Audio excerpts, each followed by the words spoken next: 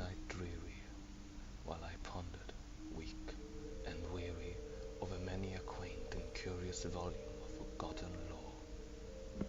While I nodded, nearly napping, suddenly there came a tapping, as of someone gently rapping at my chamber door. "'Tis some visitor," I muttered, tapping at my chamber door. Only this, and nothing more. Distinctly I remember, it was in the bleak December, and each separate dying ember wrote its ghost upon the floor. Eagerly I wished the morrow. Vainly I had sought to borrow from my books surcease of sorrow. Sorrow for the lost Lenore, for the rare and radiant maiden who the angels named Lenore, nameless here forevermore. And the silken, sad, uncertain rustling of each purple curtain thrilled me, filled me with fantastic terrors never felt before, so that now, to still the beating of my heart, I stood repeating, "'Tis some visitor entreating entrance at my chamber door. Some late visitor entreating entrance at my chamber door. This it is, and nothing more." Presently my soul grew stronger, hesitating then no longer. "Sir," said I, "or madam, truly your forgiveness I implore. But the fact is I was napping, and so gently you came rapping, and so faintly you came tapping at my chamber door, that I scarce was sure I heard you. Here I opened wide the door. Darkness there, and nothing more. Deep into that darkness peering, long I stood there wondering, fearing, doubting, dreaming dreams no mortal ever dared to dream before. But the silence was unbroken, and the stillness gave no token, and the only word there spoken was the whispered word, "Lenore." This I whispered, and an echo murmured back the word, "Lenore." Merely this, and nothing more. Back into the chamber turning, all my soul within me burning, soon again I heard a tapping, somewhat louder than before. "Surely," said I, "surely that is something at my window lattice. Let me see, then, what thereat is, and this mystery explore. Let my heart be still a moment, and this mystery explore. 'Tis the wind, and nothing more." Open here I flung the shutter, when with many a flirt and flutter, in there stepped a stately raven of the saintly days of yore. Not the least obeisance made he, not a minute stopped or stayed he, but, with mien of lord or lady, perched above my chamber door, perched upon a bust of Pallas just above my chamber door, perched and sat, and nothing more.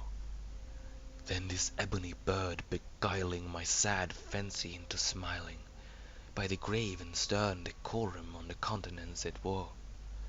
"Though thy crest be shorn and shaven, thou," I said, "art sure no craven, ghastly, grim, and ancient raven wandering from the nightly shore. Tell me what thy lordly name is on the night's Plutonian shore." Quoth the raven, "Nevermore." Much I marveled this ungainly fowl to hear discourse so plainly, though its answer little meaning, little relevancy bore. For we cannot help agreeing that no living human being ever yet was blessed with seeing bird above his chamber door, bird or beast upon the sculptured bust above his chamber door, with such a name as Nevermore.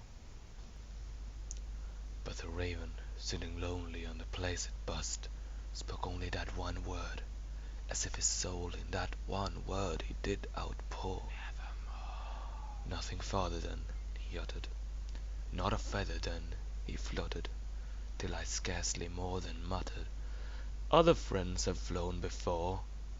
On the morrow he will leave me, as my hopes have flown before." Then the bird said, "Nevermore."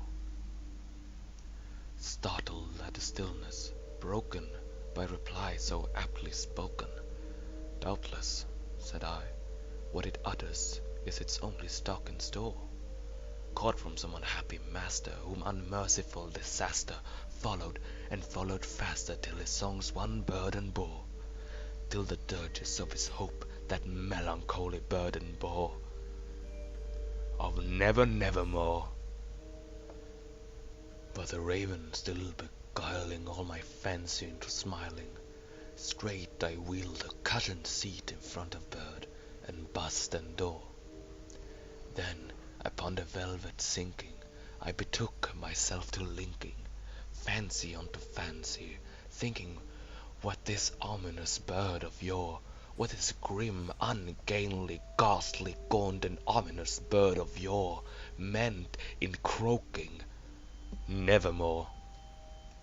This I sat engaged in guessing, but no syllable expressing to the fowl whose fiery eyes now burned into my bosom's core.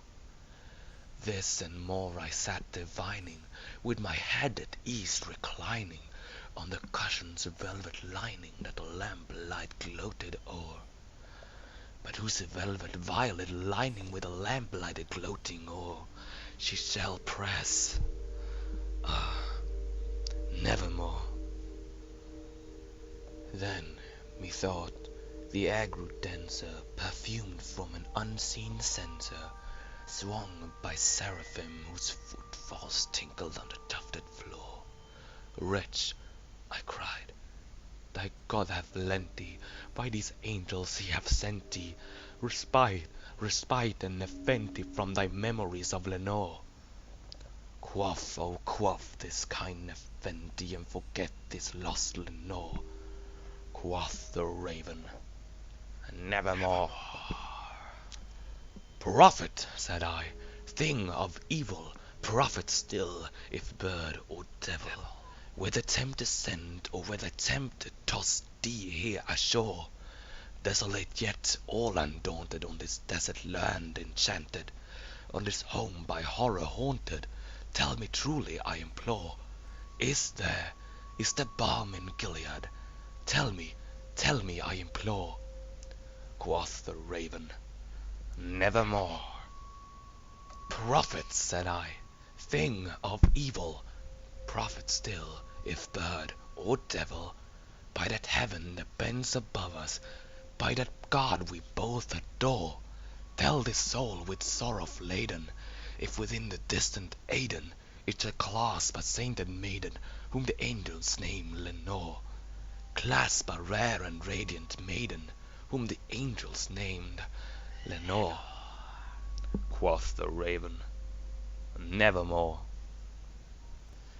"Be that word or sign of parting, bird or fiend," I shrieked, upstarting, "get thee back into the tempest and night's Plutonian shore.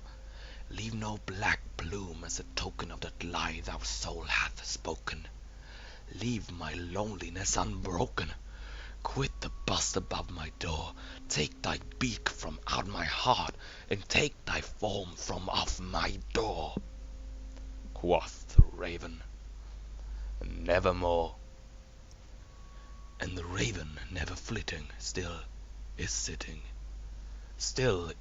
on the pallid bust of Pallas just above my chamber door, and his eyes have all the seeming of a demon's that is dreaming, and the lamplight o'er him streaming throws his shadow on the floor, and my soul from that shadow that lies floating on the floor shall be lifted nevermore.